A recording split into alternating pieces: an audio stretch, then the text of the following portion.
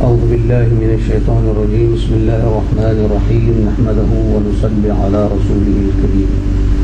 أما بعد، فقال الله سبحانه وتعالى في قرآنه العظيم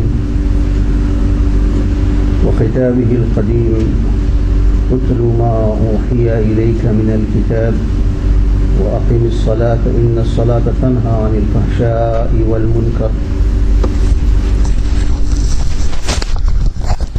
ولذكر الله أكبر والله يعلم ما تصنعون.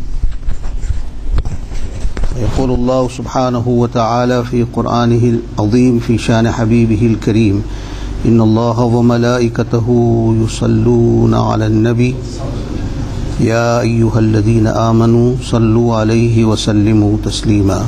وصل على سيدنا محمد وعلى آل سيدنا ومولانا محمد معدن الجود والكرم وآله الكرام وابنه الكريم وبارك وسلم. جماعة المسلمين، السلام عليكم ورحمة الله وبركاته. Today inshallah tabaraka wa ta'ala we'll discuss the second session of Salah, where we had left off from last week. Allah subhanahu wa ta'ala addresses His beloved Habib Sayyiduna wa Mawlana Mustafa sallallahu alayhi wa sallam about the concept of Salah and also the revelation of the Holy Quran. Allah states that utlu ma uhiya ilayka min al-kitab. This book, which refers to the Quran al-Kareem, has been revealed upon you. Allah says, recite it, make tilawat of the Holy Quran. And this is a command coming to the beloved Nabi alayhi salatu wassalam from Allah, which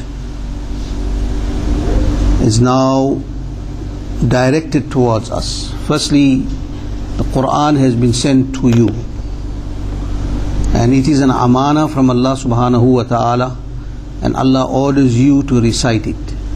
And even more excellent is when you recite it, understand it. So if you don't understand it, at least recite it. And just by the recitation of the Holy Quran, if you go a step further, even just looking at the Quran, you get the sawab of ibadah. Such is the excellence of the Holy Quran. Every Muslim home has a Quran. Whether he recites or he doesn't recite, he has a Quran. Tries to get a Quran and keep it. And the reason why he keeps the Quran, because it is a holy book, sacred book of Allah subhanahu wa ta'ala, revealed to the Nabi alayhi salatu wassalam. And he believes that wherever the Quran is, it generates the mercy of Allah, and the mercy of Allah will surround the house and protect the house. It doesn't end there. The concept of the Quran al-Kareem is that you have to recite it, and the ultimate concept is to understand it and make amal on it. So we keep the Quran in the house, yet we do not recite it. And every Thursday comes, we light loban or we light any agarbati or something, and we take it towards the Quran box or the Quran cupboard, and we just give the smoke to it. That is not enough. It is stated that a house that has the Quran, and if it's not recited with this respect and honor, say that Quran which you keep there as for a reason of barakah and for the reason of mercy, that Quran actually curses the people in the house. A house that has the Quran and is not recited daily, that Quran curses you. So we are thinking that Quran is bringing rahmah and barakah for us. In fact, it is the opposite, it is cursing us. So don't keep the Quran with the intention of a sacred book of Allah for the sake of protection and for the sake of barakat. You are actually cursing yourself, and the Quran curses. When the Quran curses, it is very, very effective. So don't forget. Rectify this at home, and you make amal on it. Tell the people at home The ladies, when they are in a situation where they can recite the Quran, they must recite it and get at least recite a little, even half a page. I say even a quarter ruku, which will take you under 2 minutes or under 5 minutes. Recite the Holy Quran. It's great virtue in it, and there's great barakat and great blessings in recitation of the Quran. So Allah subhanahu wa ta'ala states, this book that was revealed upon you, recite it and establish salah. Establish salah, perform salah, a command of Allah. It is a pillar of deen. How unfortunate are those who do not perform their salah. Allah give us all tawfiq to perform our salah, inshaAllah. There's always a starting point. You have to make the intention. When you make the intention, then you invite the mercy of Allah. Lots of us don't perform our salah in time, do not perform our 5-time salah in time, and make qaza intentionally. This is also a curse upon you. You should be not doing it. It is a duty of every Muslim to perform the salah in the prescribed time. So Allah says, perform salah, establish salah. He said, verily salah stops you from disgraceful and evil things. When you perform the salah, there is a transformation that takes place, but the condition is that you have to do it sincerely.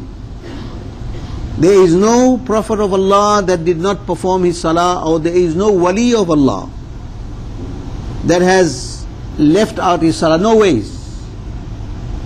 Lots of us today, in our ignorance and ill-informed people, they say that, oh, now I am a murid, I don't have to make salah. There's no such thing. Everything in Islam is based on the Sharia.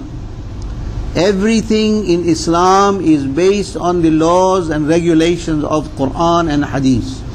Any action that challenges the Quran and Hadith has to be rejected. One who orders you or one who advises you to do anything that is contrary to the law of Allah is foreign to the religion of Islam. You must reject it. You have to perform your salah is a farz duty.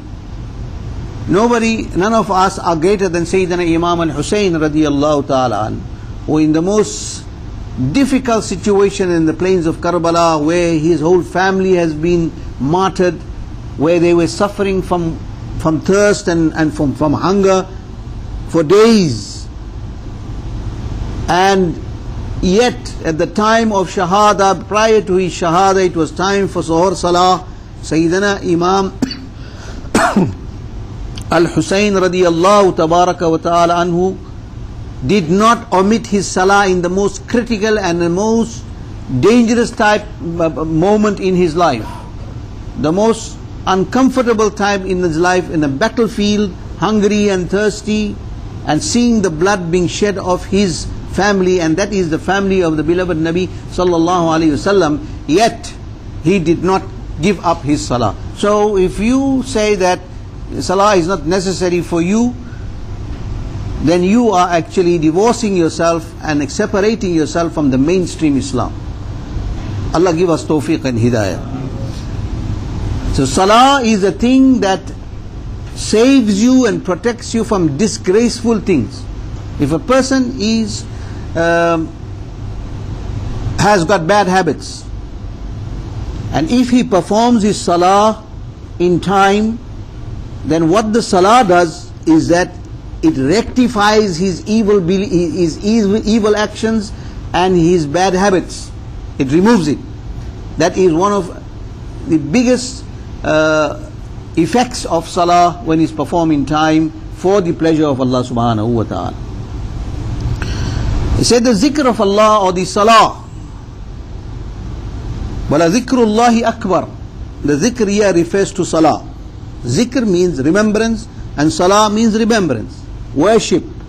A state, a form of worship in Islam. The highest form of worship in Islam is salah. Right? As far as actions are concerned, as far as amal is concerned, that is salah. Very important in the life of a Muslim. He says, Allah says, وَلَذِكْرُ اللَّهِ أَكْبَرُ, and salah, or worship of Allah subhanahu wa ta'ala, is a great and excellent high form of worship of Allah subhanahu wa ta'ala. It's a high form and very excellent form of worship of Allah subhanahu wa ta'ala. And then it says Allah is all aware of whatever we do. Okay, let's now look at our salah, our 5 times salah. Why did Allah subhanahu wa ta'ala prescribe 5 times salah? I'll give you the reason of why 5 times salah, and then I will give you the reason of why salah has been prescribed in the manner it is today, like you perform 2 rakat of farz salah in Fajr, 4 rakat in Zuhr, 4 rakat in Asr, there's 3 rakat farz in Maghrib and 4 rakat in Isha. The reason for this and the historic background on the reason why so many salahs are performed, so many rakats are performed. Now let's start with 5 times salah. Why 5 times salah? Why did it stop at 5? Why not 10, or why not 6, or why not 7, or why not 15, or whatever it is? Why 5? Now 5 is very significant because of many reasons. One of the reasons is the meaning of salah and the effects of salah. What happens when you perform salah? 5 important factors that you must always remember. One is, in salah you ask dua for yourself. No creation at any given time is independent of Allah subhanahu wa ta'ala. No moment in your life.